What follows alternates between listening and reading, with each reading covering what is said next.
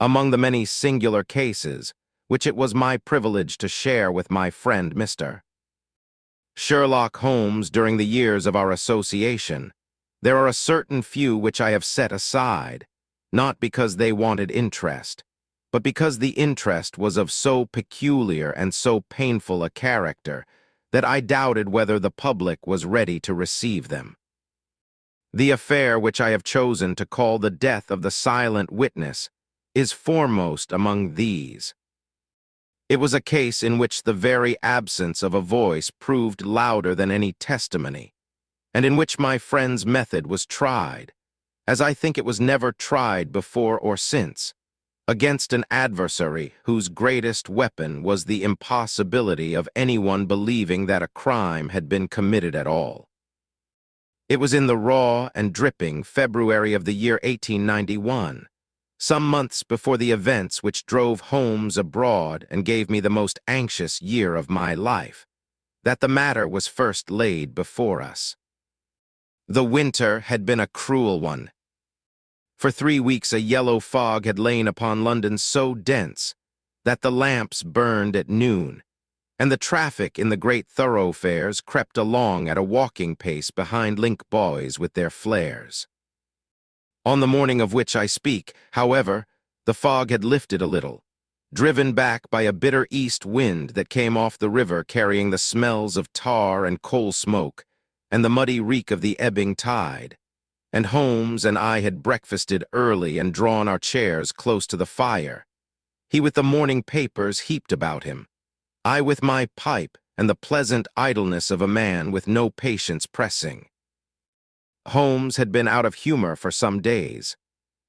A tedious matter of a substituted racehorse had occupied him through the earlier part of the month, and its conclusion had left him, as the conclusion of every case left him, in that gray backwater of the spirits which I had learned to dread. He had scarcely spoken through breakfast, and now sat turning the pages of the Telegraph with a listless flick of the wrist that told me his mind was elsewhere. "Watson," said he at length, casting the paper down, "there is a curious paragraph here concerning the death of a young woman in Kensington. You did not remark it. I did not read it. It is very short. Too short, indeed, which is what commends it to my attention.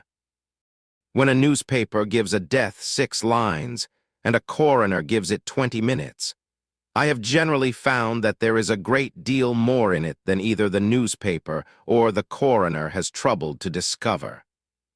He took up the paper again and read aloud. "Sad death of a lady's companion. An inquest was held yesterday at Kensington upon the body of Miss Amelia Granger, aged 24, companion to Mrs. Ashworth of Pembroke Villas, who was found dead in her room on the morning of the 11th instant. Doctor. Pole, who conducted the post-mortem examination, deposed that death was due to failure of the heart, the deceased having suffered from a weakness of that organ from childhood. A verdict of death from natural causes was returned. There, Watson. What do you make of it?" "I make nothing of it whatever," I confessed.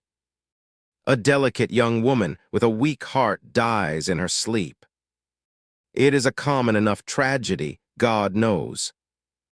"Common enough," Holmes agreed, "and yet, observe that the deceased was but 24.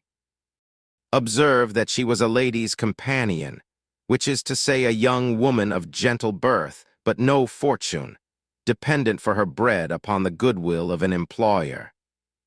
Observe that the death was discovered in the morning, that the doctor who examined her was the household's own doctor, for I happen to know that doctor. Pole practices in that very street, and that the whole business was concluded, inquest and all, within 4 days. It is very tidy, Watson. It is a great deal too tidy. I have a considerable respect for the untidiness of natural death. It seldom arranges itself so conveniently. I laughed. You would suspect a crime in the falling of a leaf. I would examine the leaf, said he, and determine whether it fell or was pushed. But you are right. There is nothing here upon which a man could act. And he tossed the paper aside and took up his violin, and I thought no more of the matter. It was that same afternoon, however, a little after 3 o'clock, that the affair came to us in earnest. The wind had risen, flinging spatters of icy rain against the panes, and I was standing at the window watching the miserable passage of the foot traffic below when a four-wheeler drew up at our door, and a lady descended from it. I could see little of her save that she was dressed in deep black, and moved with the hesitant, downcast air of one unaccustomed to going abroad alone. A moment later, Mrs. Hudson announced Miss Catherine Granger. She was a young woman of perhaps 26, and I saw at once that she was the elder sister of the girl whose death had been recorded in the paper, for she had that same fineness of feature which I supposed the dead girl to have possessed, worn now with grief to a kind of transparency. She was pale, and her eyes were reddened, but there was in her bearing a resolution that lifted her above the ordinary run of distressed visitors.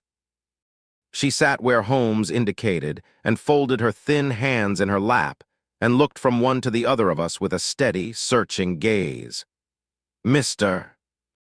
Holmes," she began, "I have come to you because I have nowhere else in the world to turn.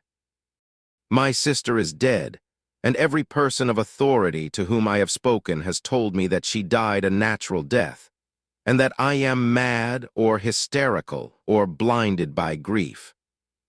Perhaps I am, but I do not believe that my sister died of her heart.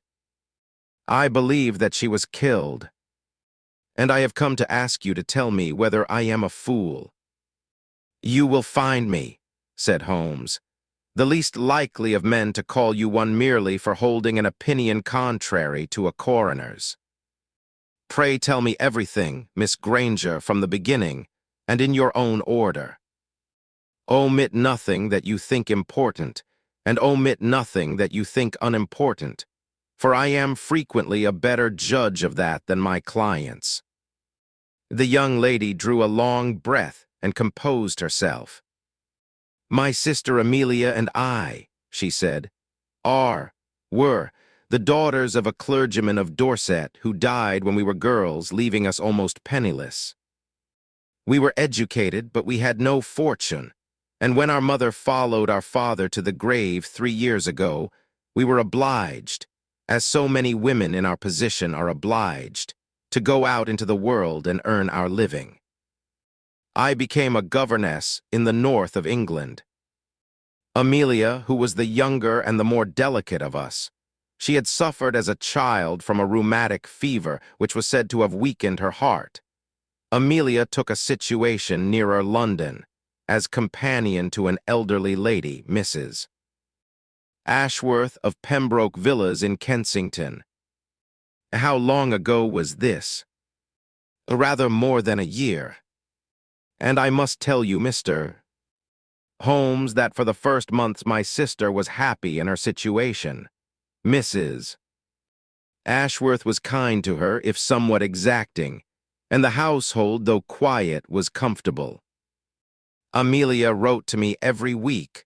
We were devoted to one another, and her letters were cheerful. But some 4 months ago, a change came over them. Describe the change. It was gradual at first. Her letters grew shorter, and there was a constraint in them, as though there were things she wished to say but dared not. She ceased to speak of the household. And then, about 2 months since, there began to appear in her letters expressions of a fear that I could not understand. She wrote once, "I have the letter here," and she drew from her reticule a folded paper, worn soft with handling.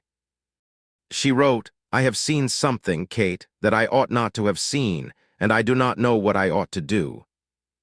If I speak, I may do a great wrong to an innocent person, and if I am silent, I may be a party to something dreadful.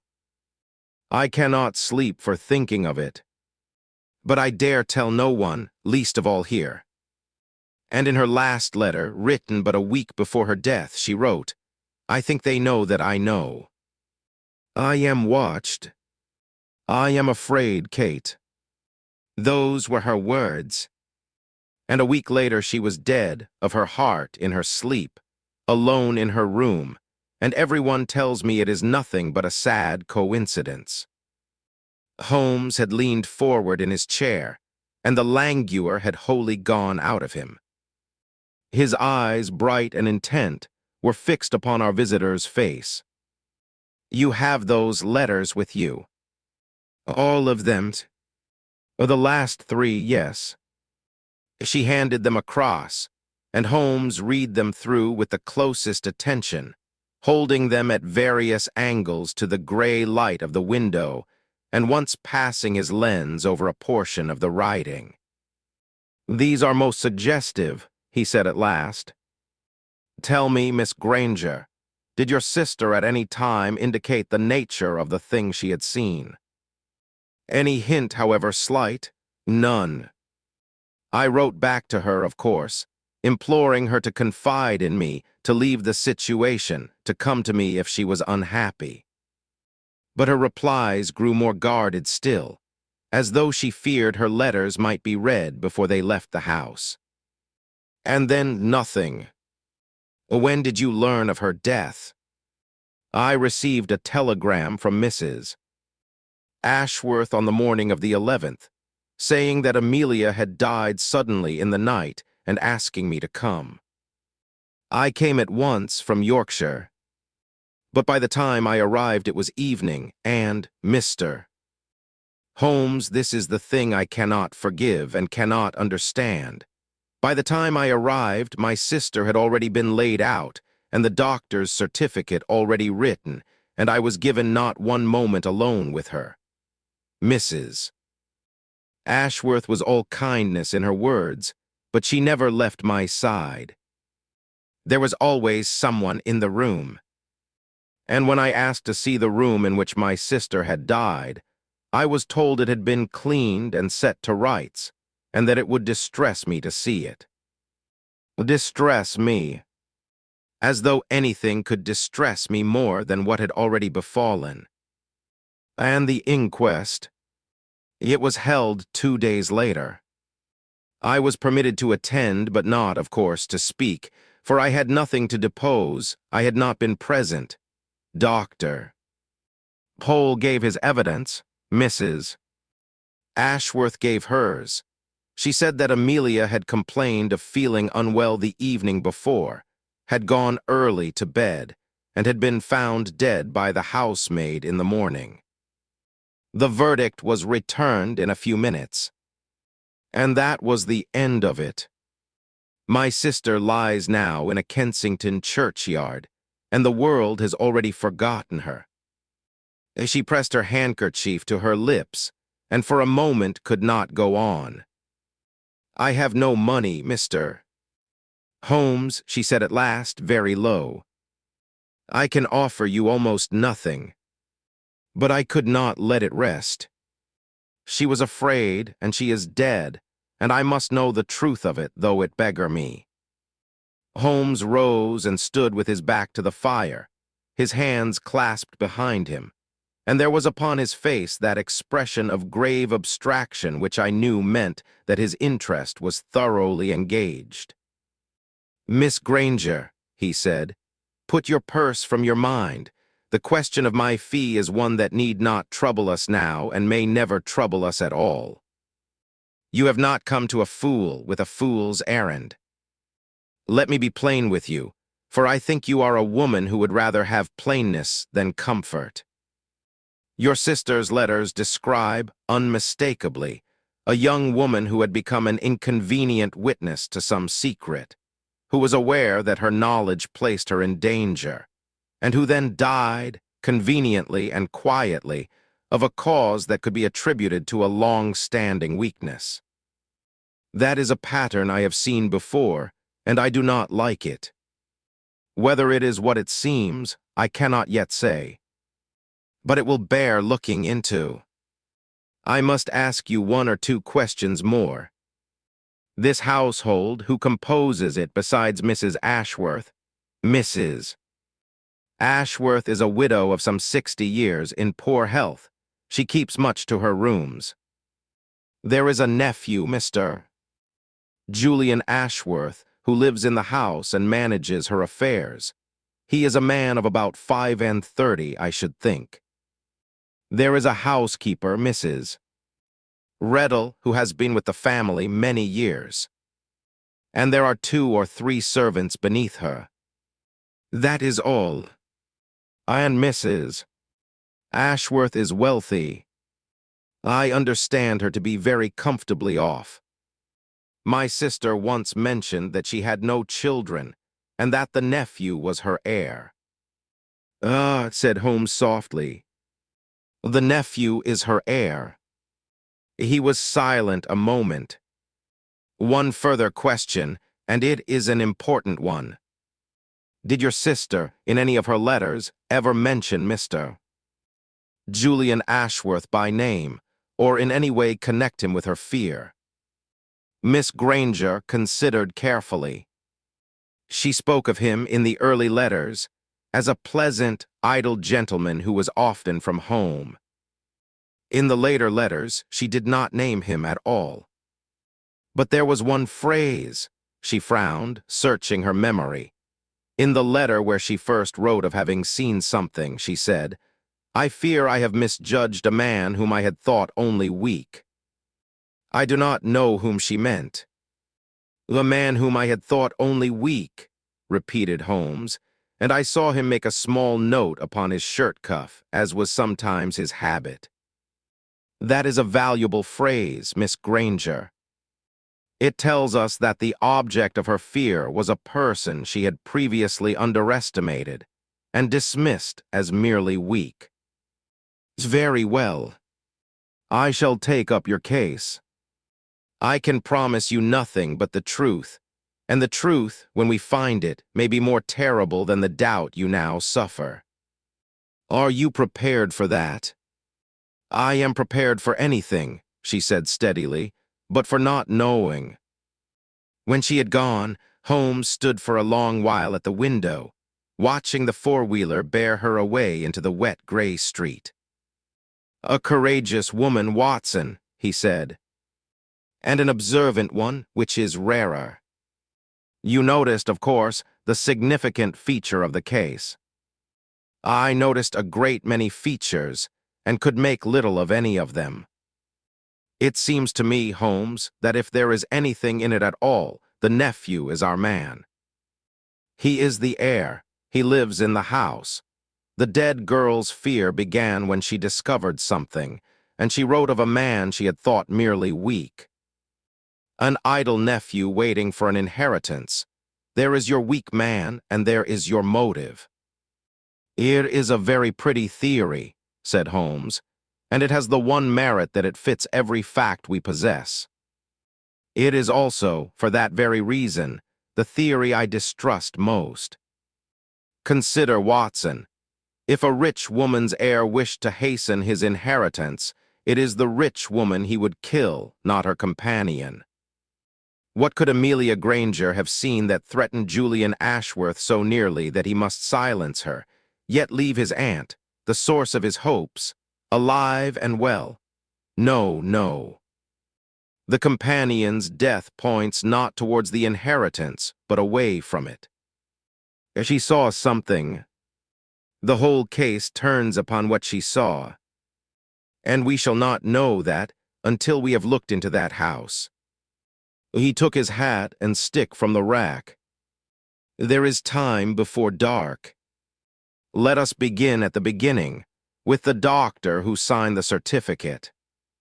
The dead cannot speak, Watson, but the men who examine them frequently say more than they intend. Doctor.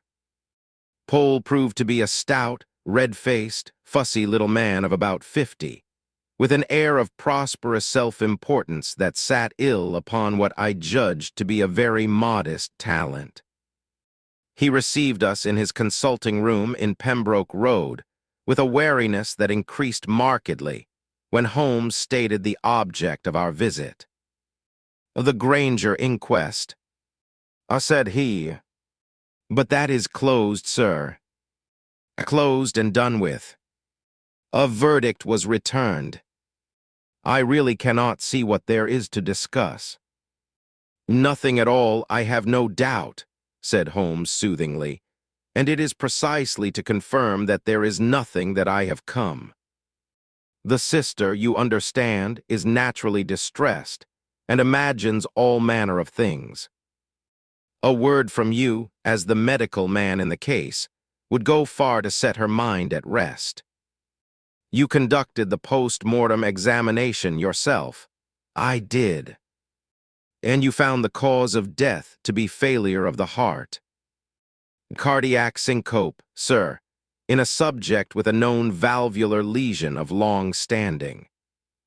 The young woman had suffered a rheumatic fever in childhood. The murmur was quite distinct. I had myself attended her on 2 occasions during the past year for palpitations and breathlessness. There was nothing in the least surprising in her death. Delicate hearts of that kind may fail at any time, particularly under agitation or exertion." "Under agitation," Holmes repeated. "Then agitation might have precipitated it." Certainly. A sudden shock, a fright, a violent emotion, any of these might overtax such a heart fatally.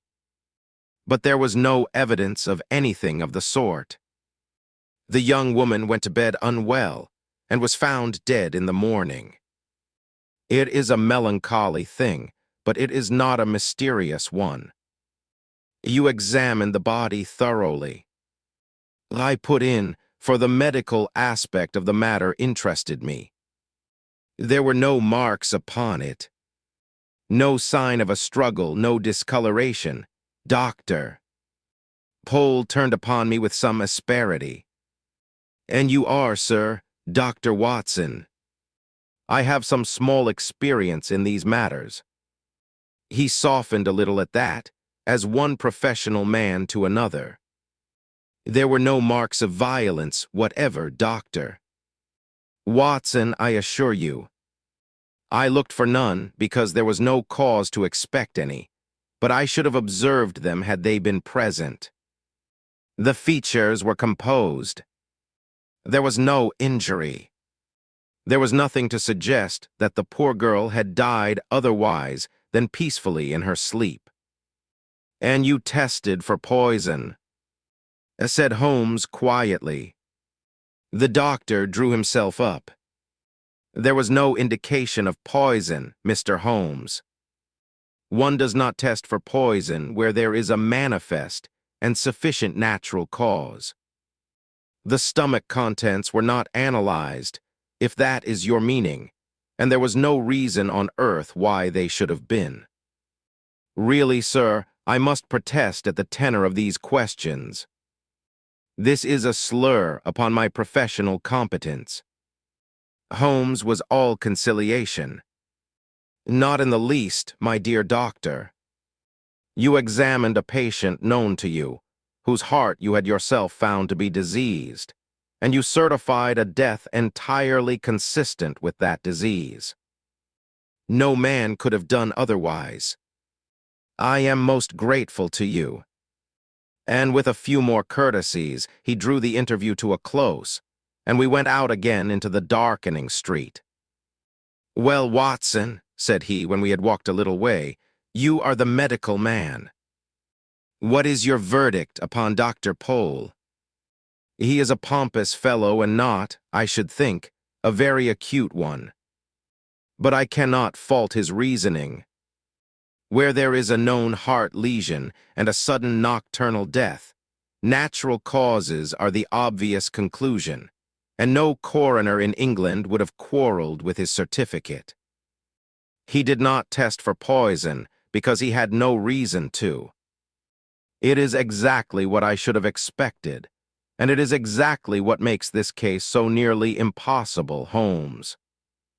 If she was murdered in a way that leaves no trace and imitates the very death she was expected to die.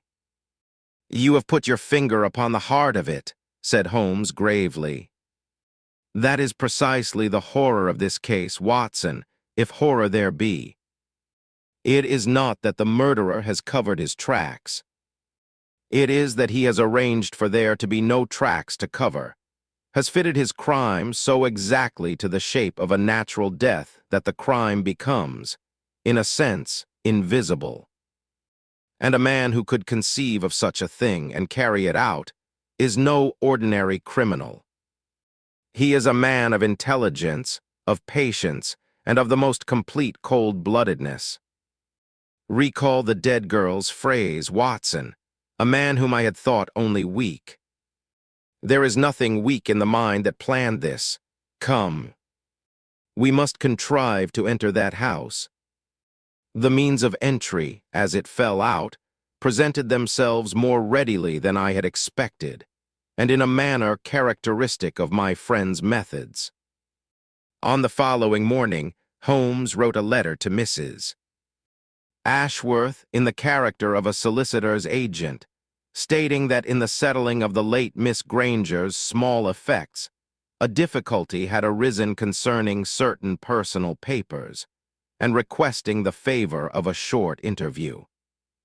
The reply came promptly, granting it, and at 3 o'clock that afternoon we presented ourselves at Pembroke Villas. It was a substantial house of the newer sort, standing in a quiet tree-lined road, with a small carriage sweep before it and a laurel hedge that gave it an air of gloomy seclusion. The door was opened to us by a manservant, and we were shown into a drawing-room heavy with the ornament of the period, wax flowers under glass, antimacassars upon every chair, a great many small tables crowded with photographs and knick-knacks, and there we were presently joined, not by Mrs. Ashworth, but by her nephew. Julian Ashworth was a tall, well-made man of 35, fair-haired and handsome in a soft, indolent fashion, with a manner of easy and rather studied charm. He was dressed with great care, and there was about him the faint scent of some expensive preparation. But I observed, beneath the surface of his composure, certain small signs of a man not wholly at his ease, a restlessness of the hands, a habit of glancing towards the door. "My aunt is far from well," he said, "and has asked me to see you in her stead. A wretched business, this, about poor Miss Granger. What is this difficulty about her papers?" "A trifling matter of some letters," said Holmes smoothly. "It need not detain us. But since we are here, Mr. Ashworth, and since Miss Granger's sister is naturally anxious to know all that can be known of her last days, I wonder whether you would be so good as to tell us a little of how she seemed in the period before her death. She had been unwell, I understand. She had seemed low in her spirits for some weeks, yes. Nervous, one might say. My aunt remarked upon it. But then she was always a delicate, highly strung sort of girl. We none of us thought there was anything seriously amiss until the morning we found her. You were at home that night." "A very slight pause. I was." "And you heard nothing?" Nothing. Her room is at the back of the house, on the second floor, some distance from the family's rooms. She would not have been heard, I think, whatever." He stopped. "That is, there was nothing to hear. She died in her sleep, poor girl." It was at this point that the door opened, and a woman entered whom I took to be the housekeeper, Mrs. Reddle was a tall, spare, gray woman of perhaps 55, with a pale, watchful face and a curious stillness of manner. She came in noiselessly, murmured that she had come to see whether the gentleman required tea, and remained standing by the door. But I noticed that Mr.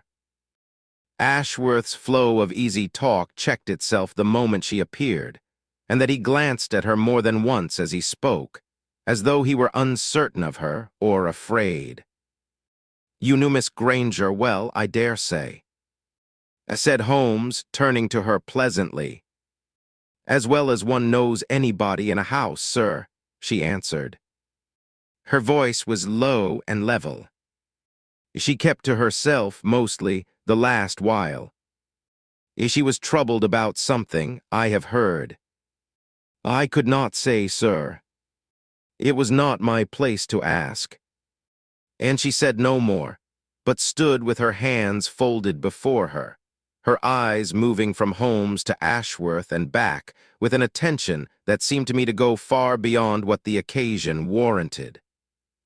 Holmes, meanwhile, had risen and was strolling about the room in his abstracted way, glancing at the photographs, remarking upon a picture, apparently at his idle ease. But I knew that not a detail of that room, nor of the two people in it, escaped him. Presently he asked whether it might be possible, for the satisfaction of the sister, to see the room in which Miss Granger had died. I saw Ashworth stiffen. "It has been quite done over," he said. "There is nothing to see. And really, Mr.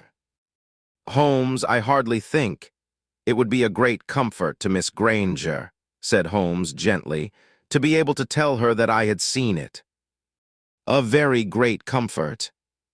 You would not, I am sure, wish to deny a grieving sister so small a thing." There was a brief silence, then Mrs. Riddle spoke unexpectedly. "I will show the gentleman up, Mr. Julian," she said, "if you have no objection." Ashworth hesitated, and it seemed to me that some swift, silent communication passed between the two, on his side, of reluctance and something like fear, on hers of a quiet, immovable will. Then he shrugged, with an attempt at carelessness. "As you please. There is nothing to see, as I say." The room to which the housekeeper conducted us was a plain, clean chamber at the back of the second floor, sparely furnished, with a single window looking out upon the garden. It had, as Ashworth said, been thoroughly cleaned. The bed was stripped and made up fresh, the surfaces bare. Yet Holmes moved about it with the same minute attention he would have given to a room in which the body still lay. He examined the window and its fastenings. He looked long at the small fireplace. He went down upon his knees and studied the floor near the bed with his lens. He opened the empty drawers of the little dressing table and passed his fingers along their edges. Mrs. Riddle stood in the doorway, watching him. "A cold room," Holmes remarked, straightening. "The fire was lit, I suppose, on the night she died." "It was a bitter night, as I recall."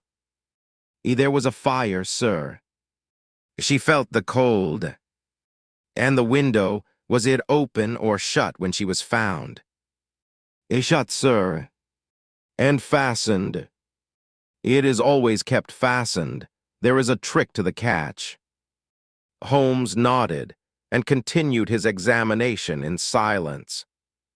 Presently he paused before the fireplace and stooped to peer into the grate, which, though clean, had not been blackleaded since it was last used.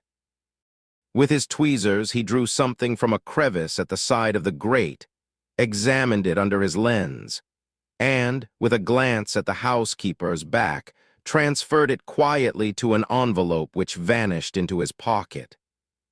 I had seen him do it, but Mrs. Riddle, I think, had not. When at length we took our leave, the housekeeper came down with us to the door, and there, as the manservant went to fetch our coats, she did a singular thing. She stepped close to Holmes and said, in a rapid undertone, "You are not from the solicitors, sir." "I know who you are. I have seen your likeness in the papers." And before Holmes could answer, she added, still lower, "If you would learn the truth of that poor girl's death, mister." "Holmes, do not look where it is meant that you should look." And then the manservant returned with our coats, and she drew back and became again the still, silent housekeeper, and we were bowed out into the failing afternoon. Holmes said nothing until we were well clear of the house. Then he laughed softly. "Well, Watson, we came to a house of silence and found it full of voices, could we but interpret them. What did you make of our two hosts?" "I made a great deal of the nephew," said I. "He was uneasy from the first, and grew more so at every question. His reluctance to show us the room was marked. And when you asked whether he had heard anything in the night, he began an answer he dared not finish. She would not have been heard, whatever happened he was about to say. I am more than ever convinced, Holmes, that Julian Ashworth is our man. The housekeeper's warning only confirms it. Do not look where it is meant that you should look. She is trying to protect him or to shield the family." "Is she, though?" said Holmes. "Consider her words again, Watson. Do not look where it is meant that you should look. That is not the utterance of a woman shielding a guilty master. It is the utterance of a woman who fears that we shall be deceived, who fears, that is, that suspicion is being deliberately directed to a false quarter. And who, then, is directing it? Ask yourself, Watson, who it is that has made himself so very suspicious. Who glanced at the door and started at questions, and could not conceal his agitation. A guilty man who wished to escape detection would strain every nerve to appear calm. Julian Ashworth strained no nerve at all. He wore his uneasiness upon his sleeve for us to read. I find that most instructive. Or you think his guilt feigned? "I think," said Holmes slowly, "that we have not yet found the shape of this thing at all, and that I distrust profoundly the readiness with which one particular shape is being offered to us. Let us see what the fire has to tell us." And when we had regained our rooms, he took from his pocket the envelope into which he had placed the object from the grate, and shook out upon a sheet of white paper a small, curled, half-burnt fragment. It was a scrap of paper, no bigger than a thumbnail, charred at the edges, but with a portion of writing still legible upon it. Holmes examined it long under his lens, and then passed it to me. Upon it, in a fine, feminine hand which I recognized at once from the letters as that of the dead girl, were the words, broken by the burning. "Cannot keep silent any long, have written it all down and given it into safe. If anything should happen to me, let it be op. Given it into safe keeping," said Holmes. "If anything should happen to me, let it be opened." Watson, our silent witness, was not so silent after all. She set down what she knew, and she placed it in safe hands, and she left this: a draft or a copy which was burnt but not quite thoroughly enough.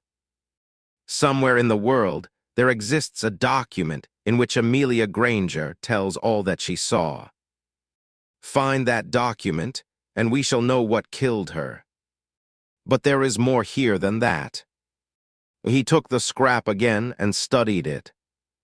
Observe, Watson, that this was burnt in her own grate on or about the night she died. Now did she burn it herself, being of a fearful and secretive temper? Or was it burnt by another, who ransacked her room after her death, seeking her testimony to destroy it, and burnt every paper he found, not knowing that the original was already beyond his reach, in the safe keeping she speaks of? The state of the grate suggested a considerable burning of papers. I think her room was searched. I think someone was very anxious, indeed, to find and destroy what she had written. And that, Watson, is the first solid proof we have that a crime was committed. Men do not ransack the rooms of those who die of natural causes. Over the days that followed, Holmes pursued the matter along several lines at once, in that patient, converging fashion which was so characteristic of his method. He learned, by inquiries whose channels I never fully knew, a great deal about the household at Pembroke Villas. He established that Mrs. Ashworth was indeed a wealthy woman, that Julian Ashworth was indeed her heir and her man of business, and, this was the first surprise, that Julian Ashworth was very heavily in debt. "He is a gambler, Watson," Holmes told me one evening, "and an unlucky one. He has been living upon expectations and upon loans raised against them, and within the last half-year he has been pressed very hard indeed by his creditors. There is your motive for murdering the aunt, plain as day. But the aunt is alive and the companion is dead, and that will not do. Yet mark this, Julian Ashworth has, within the past 3 months, twice attempted to induce his aunt to alter her will and settle a large sum upon him at once, and twice she has refused. There is a coolness between them. And here is a curious circumstance. The person who has, on both occasions, counseled Mrs. Ashworth against her nephew's importunities and strengthened her in her refusal is her housekeeper, Mrs. Reddle, in whom the old lady reposes an extraordinary degree of confidence. Mrs. Reddle again, I said. Mrs. Reddle again. She is a most interesting woman, Watson. I have been looking into her history, and it is not what one would expect of a housekeeper. She entered Mrs. Ashworth's service some 4 years ago with excellent references which, I have ascertained, were perfectly genuine, from a family in Devon with whom she had been many years. But before that, before Devon, there is a gap of some years which I have not yet been able to fill. And there is one small fact I have gleaned which I confess I do not yet know how to place. Mrs. Reddle, in her youth, before she went into service, is said to have trained as a nurse. A nurse? I exclaimed. Then she would have the knowledge of drugs, of how a death might be induced. She would have precisely the knowledge that this crime, if crime it was, required, said Holmes. You see how the case shifts and turns, Watson. Every fact I uncover seems to point in a new direction. The nephew has the motive of debt. The housekeeper has the knowledge of medicine. The aunt is the one who stood between the nephew and his fortune. And in the midst of them, all stands the figure of a dead girl who saw something she ought not to have seen. What did she see? Everything turns upon that.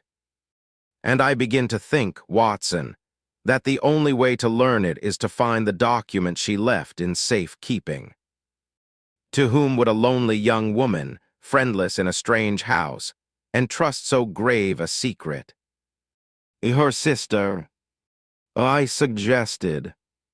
But no, the sister knew nothing of any document. No. Nor would she have sent it to Yorkshire and spoken of it as being in safe keeping, as of something near at hand.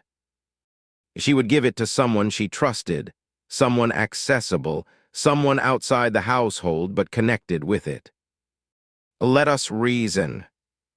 Who, in the little world of Pembroke Villas, might a girl in fear turn to? Not the family. Not the servants, over whom the family had authority. Someone independent. He struck his hands together. The clergyman, Watson. A friendless, gently bred girl, a clergyman's daughter herself, in fear and perplexity of conscience. To whom would she more naturally turn than to the minister of the church she attended? Let us find out which church Amelia Granger attended, and let us call upon its incumbent. The inquiry was quickly made. Miss Granger had attended St. Jude's, a small church but a few streets from Pembroke Villas, and its vicar was a Mr. Wenlock, an elderly and gentle man who received us in his study among a clutter of books and parish papers. At the mention of Amelia Granger's name, a shadow crossed his kindly face. "A sweet and troubled soul," he said. "I have thought of her often since her death, and reproached myself that I did not do more. Yes, gentlemen, she came to me. 2 or 3 times in the last months of her life she came to me, greatly distressed in her mind. She had, she told me, become aware of a grave wrong being done in the house where she lived, a wrong to the mistress of the house, and she was torn between her duty to expose it and her fear of the consequences, both to herself and to an innocent person who might be wrongly blamed. I counseled her as best I could. I urged her to go to the police or to some responsible person. But she was afraid, she said, that she would not be believed, that she had no proof, that she would be turned out and ruined for a slander. And so she hit upon a course which she thought a prudent one, poor child." Holmes leaned forward. "She left a written account in your keeping." The old clergyman looked at him with surprise. "How can you know that?" "Because she told her sister she had done so in words that survive, and because you are plainly the person to whom she would have turned. Mr. Wenlock, that document may be a matter of life and death, may already have been the cause of one death. I beg you to let me see it, Mr. Wenlock rose and went to a small iron deed box which stood upon a shelf, and unlocked it, and drew from it a sealed packet. "She gave me this some 3 weeks before she died," he said, "and made me promise to keep it safe, and to open it only if any harm should come to her. When she died, I confess I was in an agony of doubt. Her death was declared natural. I had no wish to blacken the name of a respectable family upon the strength of a nervous girl's fancies. I told myself I should be doing wrong to break the seal. And so I have kept it and prayed over it and known no peace. Perhaps I did wrong. I am an old man, and these matters are beyond me. Take it, Mr. Holmes. Whatever it holds, the responsibility is yours now, and I am glad to be rid of it." We carried the packet back to Baker Street in a fever of expectation, and Holmes broke the seal and spread the closely written sheets upon the table, and we read them together by the lamp. I shall not transcribe the whole of that pitiful document, written in the fine, agitated hand of a young woman in mortal fear, but its substance was this. Amelia Granger had, some 4 months before her death, chanced to overhear a conversation not meant for her ears. Passing along the upper corridor one evening, she had heard voices in the small room which Mrs. Ashworth used for her private business, the voices of Julian Ashworth and of a stranger.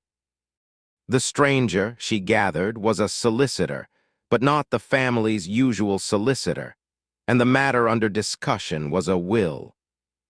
From the fragments she caught, she understood that Julian Ashworth was arranging for the drawing up of a new will for his aunt, a will greatly in his own favor, and that his aunt knew nothing of it.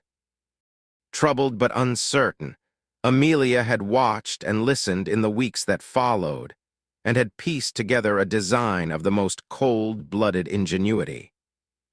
Julian Ashworth, desperate with debt and unable to persuade his aunt to alter her will in his favor, had determined to have a false will prepared, which he would produce after her death, a will that revoked the modest legacies to servants and charities and left the whole of the estate to himself.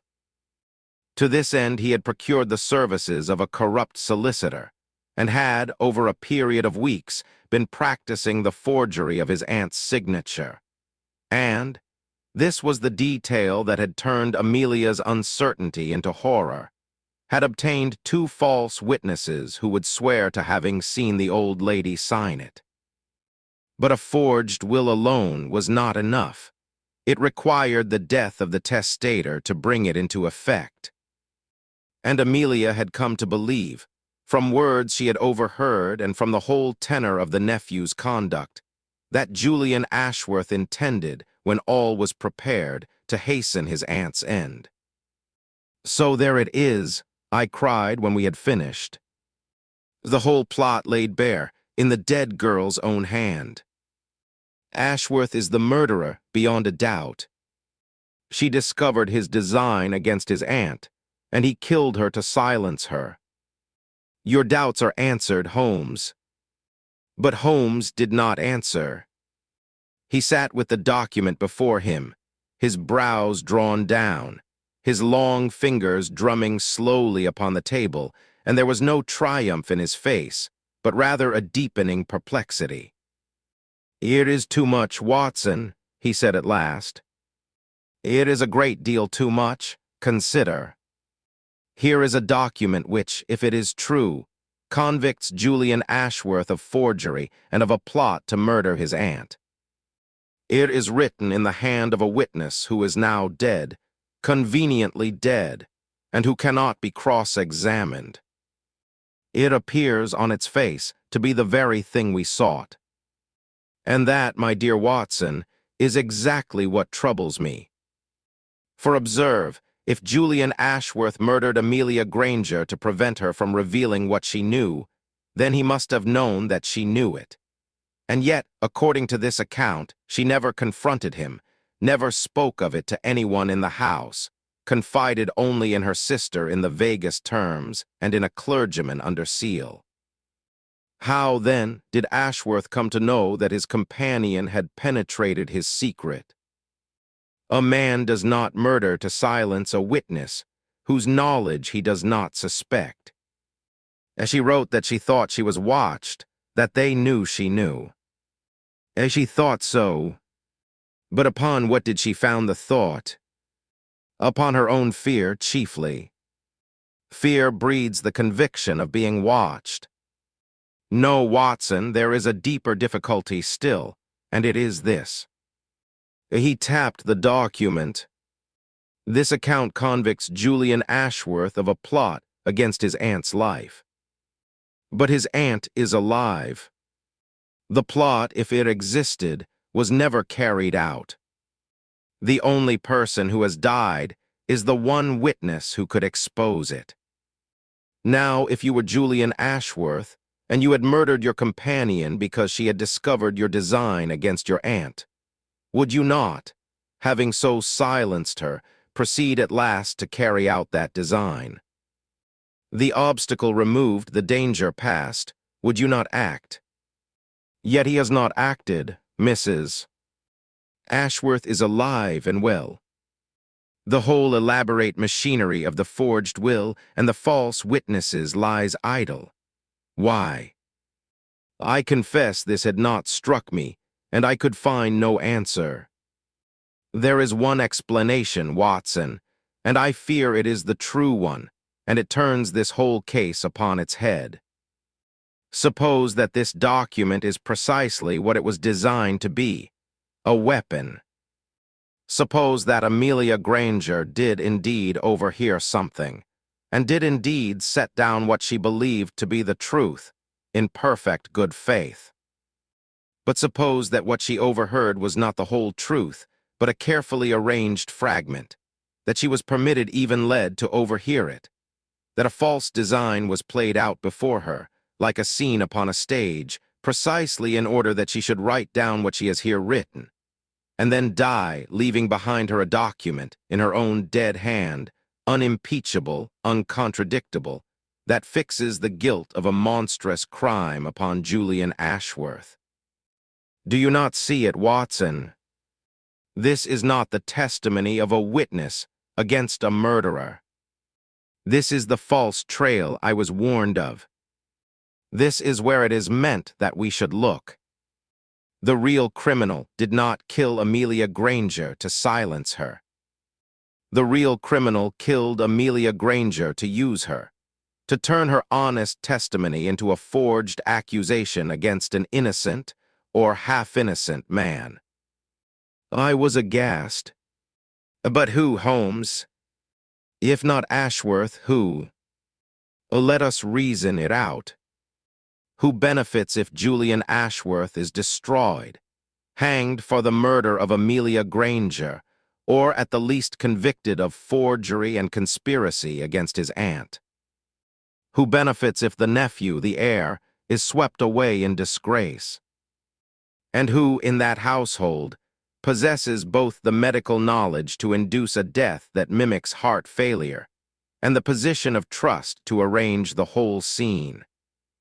Watson, we return, as we return at every turn in this case, to Mrs. Reddle.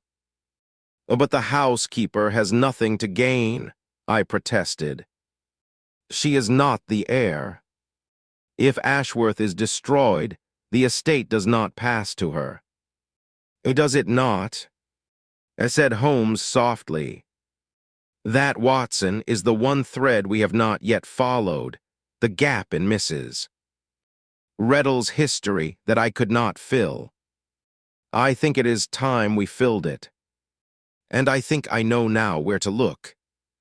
What Holmes learned in the 2 days that followed, he learned by the patient tracing of old records, of registers of birth and marriage, of the archives of a training hospital, of a genealogy that no one had thought to trace because no one had known there was anything to trace.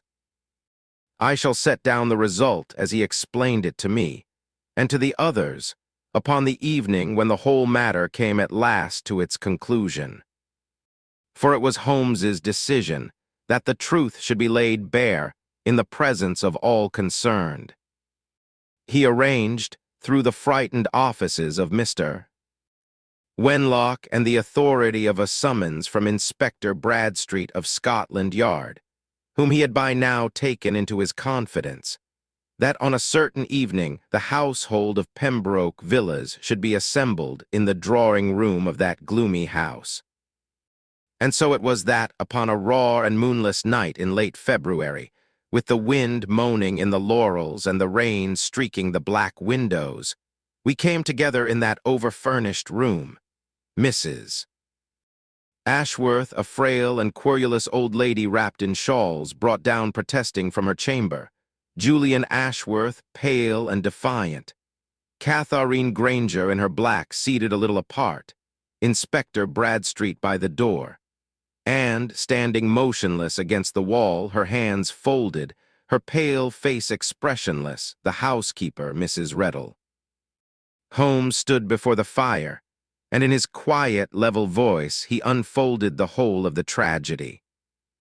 "I have asked you to gather here," he began, "because a young woman died in this house, and because the truth of her death has been most cunningly hidden, not by concealing it, but by dressing it in the garments of a lie so plausible that an innocent man was very nearly destroyed by it, and a guilty one very nearly went free. I must ask you to hear me to the end, however painful my words may be. Miss Amelia Granger came to this house a year ago, a gentle, delicate, honorable young woman. Some 4 months ago she became convinced that a great crime was being planned beneath this roof, a forgery of her mistress's will, and, in time, a design against her mistress's life.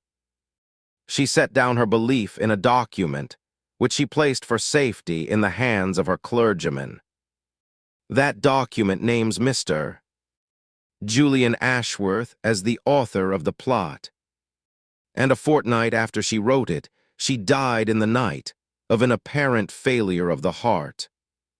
"This is monstrous," Julian Ashworth broke out, his face working. "I have heard rumors of some paper, some slander written against me by a hysterical girl. I swear to you, Mr. Holmes, before God, I never harmed her. I never plotted against my aunt." "Be silent, sir, and hear me," said Holmes, not unkindly. "I am about to do you a greater service than you know. For I believe every word of that document to be false, not in the sense that Miss Granger lied, for she was as honest as the day, but in the sense that she was deceived. Mr. Ashworth, I do not doubt that you are a spendthrift and a gambler, and that you have pressed your aunt for money, and that you are deeply in debt. These things are true, and they were counted upon. But I do not believe that you forged any will or plotted any murder. I believe that a scene was played out within your aunt's private room, on an evening when it was known that Miss Granger would pass along the corridor and overhear. A scene contrived expressly that she should overhear it, and draw exactly the conclusions she drew, and write exactly the accusation she wrote. You were made the unwitting player in a drama designed to hang you." The old lady in the shawls gave a thin cry. "Julian, what is he saying? What does he mean?" "I mean, madam," said Holmes, turning to her gravely, "that there is a person in this household who has, for 4 years, labored with the most extraordinary patience towards a single end, the destruction of your nephew and the diverting of your fortune. I mean a person who possesses, from an earlier life, the skill of a trained nurse, the knowledge of how a susceptible heart may be stopped by a means that leaves no trace the ordinary doctor would seek, the knowledge, let us say, of certain preparations of the foxglove, which in excess will arrest the heart and be attributed, in a subject already known to suffer from a cardiac weakness, to that very weakness. I mean the person who searched Miss Granger's room after her death and burnt every paper she found, not knowing that the vital document was already in safe keeping, who arranged that the grieving sister should never be left alone with the body, who then, when I began to inquire, took care to fasten my suspicion firmly upon Mr. Ashworth, that idle and debt-ridden man who seemed made by Providence to play the villain. I mean you, Mrs. Reddle." Every eye in the room turned to the still figure against the wall. She did not move. Her pale face did not change. Only her eyes, fixed upon Holmes, seemed to burn a little brighter in the lamplight. "You are a clever man, Mr. Holmes," she said at last in her low, level voice.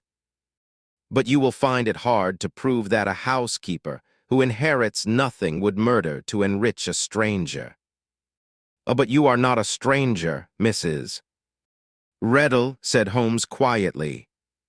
"That is the last thread, and it is the one that binds all the rest. When I could not account for your fixed and patient malice, I asked myself what you stood to gain, and I could find nothing, until I traced your history back beyond Devon, back to your girlhood, back to a name you no longer use.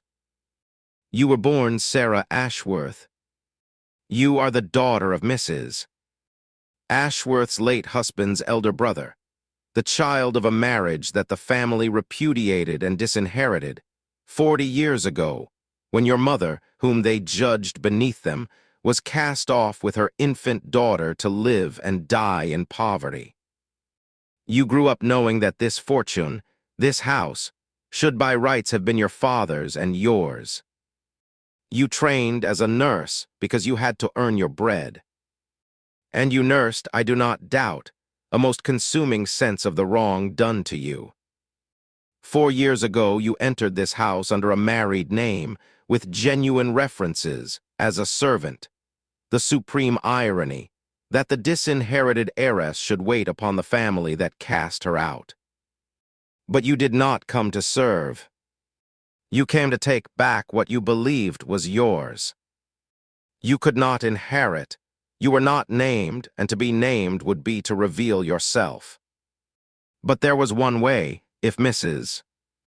Ashworth died, and her nephew were disgraced and swept aside, hanged, or imprisoned for forgery and murder, then the estate, with no other near heir living and acknowledged, would fall to be distributed among the next of kin. And you, Sarah Ashworth, could then come forward with your proofs of birth, no longer a suspected schemer, but the sole surviving blood relation, the wronged heiress restored. That was your design. Poor Amelia Granger was not its target. She was its instrument. You needed a witness, an honest, unimpeachable, credible witness, to testify to Julian Ashworth's guilt. So you manufactured the guilt before her eyes, and let her record it, and then you stopped her heart, that her testimony might be sealed forever beyond contradiction by her own death. The silent witness was to speak from the grave, and speak your accusation, and hang an innocent man. There was a long, dreadful silence in that room. The rain beat upon the windows. The old lady had shrunk back into her shawls, her eyes wide with horror upon the face of the woman she had trusted above all the world. Julian Ashworth stood as one stunned, and Catherine Granger had risen slowly to her feet, her hand pressed to her heart, gazing at the housekeeper with a look I shall never forget. It was Mrs. Reddle who broke the silence. She had not moved, but something had altered in her stillness, as the stillness of ice alters at the moment of breaking. "You have told it very well, Mr. Holmes," she said, and her voice was quite steady, all but the spirit of it which you could not be expected to understand. "You speak of my malice. You do not know what it is to be cast out. My father was a gentleman, and his brother was a gentleman, and between them, for the sin of my father's marriage, they made of my mother a beggar, and of me a servant. I have scrubbed the floors of houses that should have been mine. I have said yes, madam, and no, madam, to women not fit to lace my mother's boots. 40 years, Mr. Holmes. 40 years I carried it. Do you wonder that, when at last I saw a way to take back what was mine, I took it? I do not wonder at the wound," said Holmes, and there was no triumph in his voice, only a great gravity. "I wonder only that you could purchase your revenge with the life of an innocent girl who had never done you wrong, a girl as friendless and as wronged by fortune as ever you were, and who died in terror in the dark of a February night."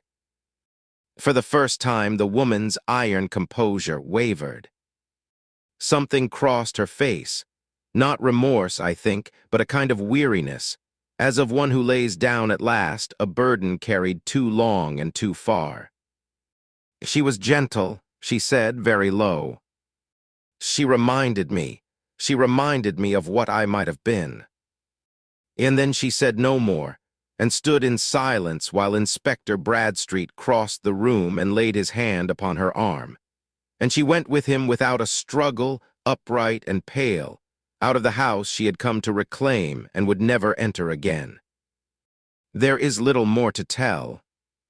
The proofs which Holmes had assembled, the tracing of Mrs.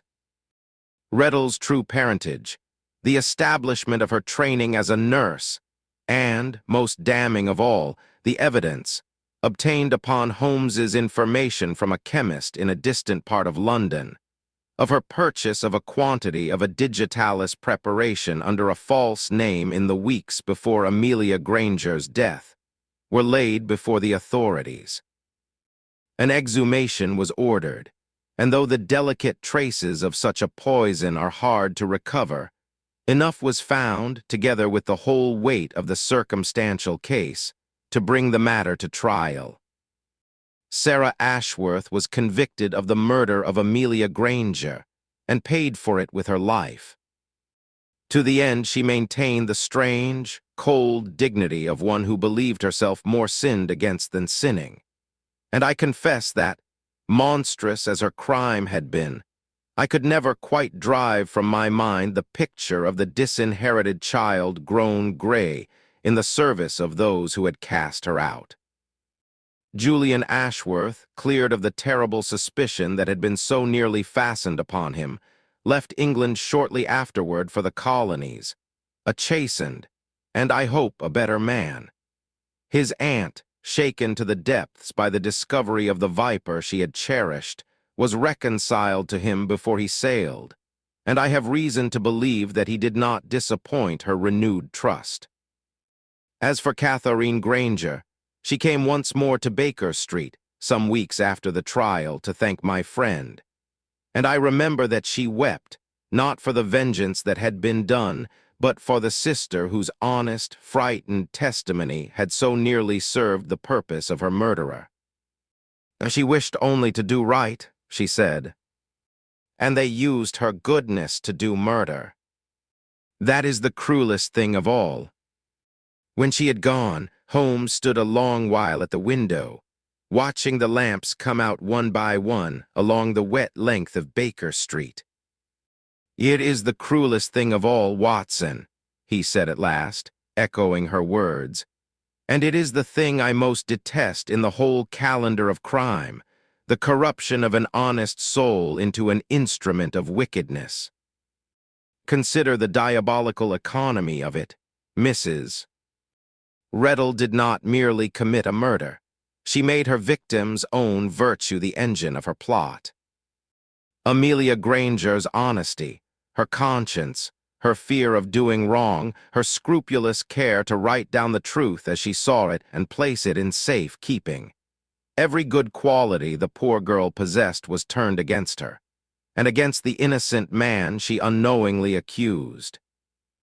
Had I taken that document at its face, as I very nearly did, as any court in the land would have done, an innocent man would have hanged, and a murderess would have inherited a fortune and been reckoned a wronged and virtuous woman restored to her rights. It was very nearly perfect, Watson. It failed for one reason only. And what was that? Because a witness who has truly been murdered to be silenced is silenced, and leaves no accusation behind. Only a witness who has been murdered to be used leaves a convenient, complete, and damning testimony ready to hand. The very perfection of that document was the flaw in it. The dead girl spoke too clearly, Watson. And I have learned, in a long study of these matters, to be most suspicious of all precisely when the dead appear to speak most plainly. For the dead, my dear fellow, do not accuse. It is only the living who put words into their silent mouths. And with that he took up his violin and drew from it a few slow, meditative notes, while beyond the window the rain fell steadily upon the darkened town.